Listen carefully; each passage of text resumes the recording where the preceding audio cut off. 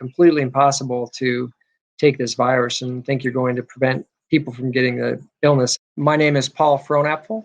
I'm a pediatric anesthesiologist in Charlotte, North Carolina, and this is my second opinion.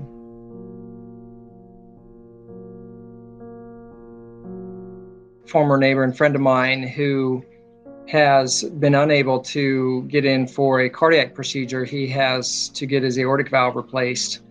And because of the lockdowns and inability to get into clinics and the fact that they just deemed his surgery not emergent or not as time sensitive as they wanted, he's not been able to get in.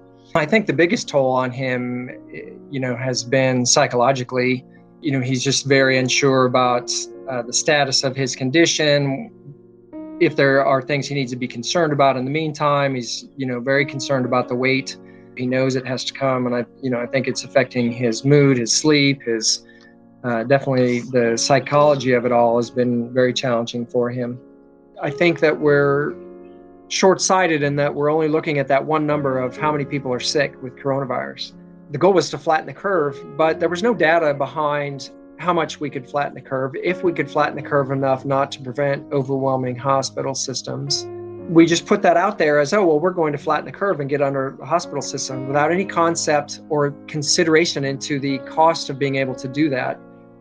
And I think those goals have been moving and changing weekly, where it seems to be that now we're just focusing on, we need to prevent anybody from getting an illness. And that's just not a feasible task to do. It's completely impossible to take this virus and think you're going to prevent people from getting the illness. But I think medically, in a couple of ways, it was a mistake. It was a mistake in that we're not treating many ongoing illnesses.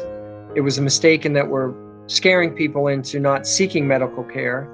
It was a mistake in that because of this, there are hospitals that are going to go bankrupt, hospital systems that are likely going to shut down. I think if there's any silver lining to this, it's at least to allow people to recognize that there are a lot of health choices, behavior choices that might affect their ability to get through a COVID illness.